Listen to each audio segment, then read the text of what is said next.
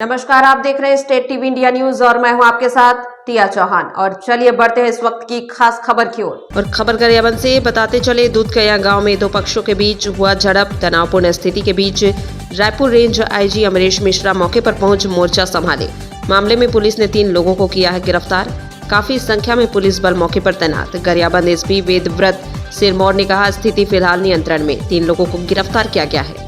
फिर से बताते चले, बड़ी और अहम खबर गरियाबंद से आ रही है, जिसमें दूधकैया गांव में दो पक्षों के बीच जमकर झड़प हुआ है, जिसको देखते हुए रायपुर रेंज आईजी अमरेश मिश्रा मौके पर पहुंचकर मोर्चा संभालते नजर आए। मामले में पुलिस ने 3 लोगों को गिरफ्तार किया है। वहीं काफी संख्या में पुलिस बल मौके पर तैनात रहे। गरियाबंद एसपी वेदव्रत सिरमौर ने कहा, स्थिति फिलहाल अभी नियंत्रण में है, 3 लोगों को गिरफ्तार किया गया है। गरियाबंद से संवाददाता मनमोहन नेताम की रिपोर्ट। और इस खबर की ज्यादा जानकारी के साथ गरियाबंद से स्टेट टीवी इंडिया संवाददाता मनमोहन नेताम जी जुड़ रहे हैं फोन लाइन के माध्यम से। बताएंगे पूरी खबर। बताएं मनमोहन जी, दो पक्षों में झड़प हुआ है, आखिर क्यों झड़प हुआ? तस्वीरों में आगजनी भी दिखाई दे रही है।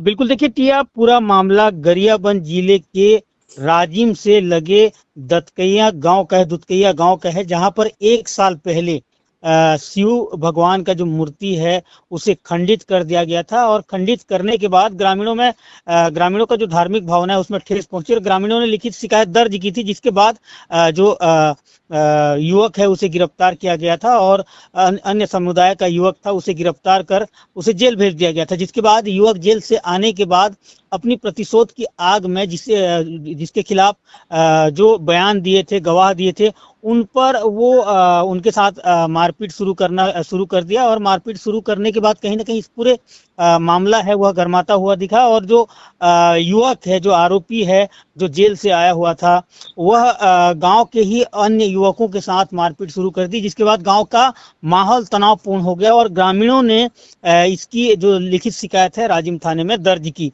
जैसे ही मारपीट इतनी भयावह हुई कि कई जो ग्रामीण है वह लहूलुहान हो गए, जिसके बाद उन्हें हॉस्पिटल में भर्ती कर दिया गया। और शाम 4-5 बजे के बाद हालात इतनी बिगड़ गई कि जो दोनों समुदाय के बीच खूनी संघर्ष हो गए और जो ग्रामीण हैं, जो उपद्रवी हैं, वो अन्य समुदाय के घरों में आगजनी शुरू कर दी और घर में तोड़फोड़ शुरू कर दिया। जिसके बाद आनन फानन में गरियाबंद जिले के जो एसपी हैं वेदव्रत सिरमौर, वो मौके पर पहुंचे और बड़ी संख्या में पुलिस बल के साथ मौके पर पहुंचकर कमान संभाली। लेकिन हालत तब बिगड़ गया जब रात हो गया और रात के अंधेरे में जो उपद्रवी हैं वो पुलिस के साथ और जो अन्य जो समुदाय के लोग हैं वो घरों में छुपे हुए थे, उनके साथ झड़प शुरू हो गया। लाठी डंडे चले और पथराव शुरू हो गई, जिसके बाद पुलिस ने भी हल्का बल प्रयोग किया और इस पूरे झड़प में पुलिस के जवान भी घायल हो गए हैं। तो वहीं पर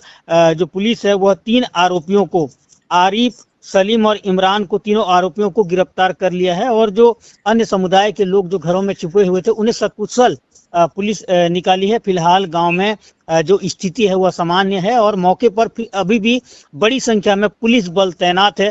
अहम इसलिए यह बात हो जा रहा है क्योंकि कल राजिम माघी पुन्नी मेला की शुरुआत हुई। खुद जो हमारे राज्य के राज्यपाल हैं वो राजिम पहुंचे हुए थे और राजिम से महज 12 किलोमीटर की दूरी में दंगा फसाद होता है और एक बड़ी प्रदर्शन होती है और कहीं ना कहीं जो आगजनी का शिकार जो हुए हैं और यह जो बड़ा एक तरीके से जो उपद्रव फैला गया, इस पर अब पुलिस नकेल कसी है और अभी भी मौके पर बड़ी संख्या में जो पुलिस के बल है वह तैनात है। क्योंकि रात का वक्त था और रात के अंधेरे में पुलिस अपनी कार्रवाई नहीं कर पाई थी। और अब जैसे ही दिन हुआ है तो दिन की शुरुआत में कहीं ना कहीं जो पुलिस बल है वह गांव में पूरी खोजबीन शुरू कर रही है और उपद्रवियों की पहचान भी कर रही है। क्योंकि मीडिया के माध्यम से वीडियो भी मिले थे, खुद हम वहां पर मौके पर पहुंचे थे, तो जो उपद्रवी हैं वो उनके द्वारा जो वहां पर आगजनी की गई थी और आगजनी के बाद जो पथराव किया गया था, पुलिस के जवान भी वहां पर घायल हुए थे। और अहम बात तो यह है कि इस पूरे मामले पर